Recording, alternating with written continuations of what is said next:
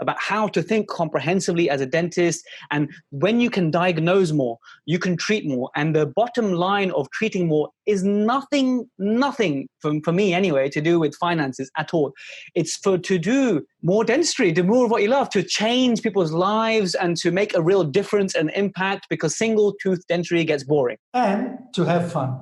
It's much more fun. Comprehensive interdisciplinary dentistry is extremely fun. All the nuances, all the engineering, all the biology, all the peri, it's amazing how you have to contact with all the different specialists. And for me, it really lights me up being able to do comprehensive dentistry. Exactly as you said, I mean, single tooth dentistry, it's important as you get out of the college. So first you learn to do a cavity, then you do a crown, then one veneer, then 6 veneers. But all of a sudden you realize that most of the actual patients, you cannot solve the case functionally with only 6 anterior veneers. You need to understand more. Then you need to understand about full. Once you understand about full mouth, you realize that's one thing. There's one big tool that you can use that makes everything even more complicated, which is orthodontics. And most of the situations that we see today in adults, they need some sort of orthodontics. So once you add prosto, ortho, and perio, everything becomes much more interesting and much more fun. I totally agree. And I think 80% of my patients who I view and give me permission to view them in a comprehensive way and plan them comprehensively and accept a comprehensive plan, 80% of them would benefit from pre-restorative orthodontics. Now, that doesn't mean that 80% will have orthodontics or accept orthodontics. So it's unfortunately a little bit lower than that. But I think the benefit, even if it's minor, 80% of your rehab patients will benefit from orthodontics. So I'm glad you mentioned that. I mean, it's no secret that I love occlusion and learning about these things. And that's why it's called the Protrusive Dental Podcast, obviously. And I think that was, for me, the passport into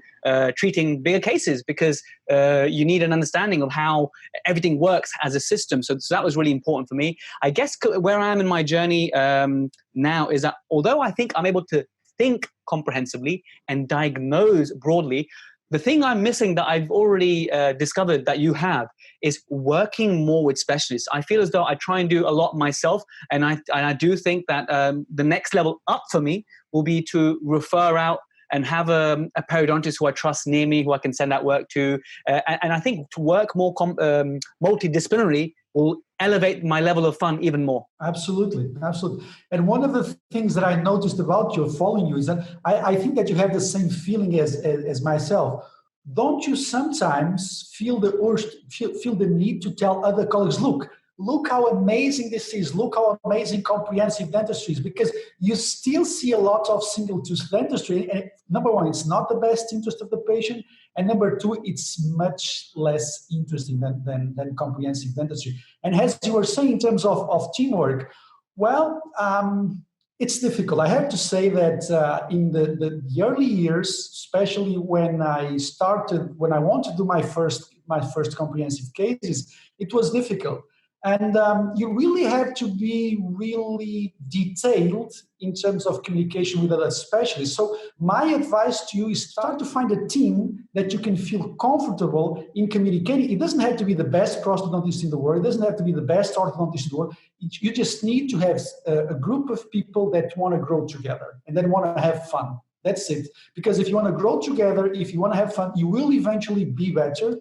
You will, of course, do some mistakes. You will learn with the mistakes, and you will get better and better and better. I think if you find open communication, I think that's the way to go. I think communication is the key, because everything else, and it's also very important to have people that are open-minded in terms of feedback. Hey, if you enjoyed this snippet from the Protrusive Dental Podcast, be sure to check out the full episode on www.protrusive.co.uk. It's also available on Apple Podcasts, Google Podcasts, Spotify, Amazon, you name it. It's everywhere. Also on YouTube. So check out the content. If you like it, please share it with a friend. Thank you.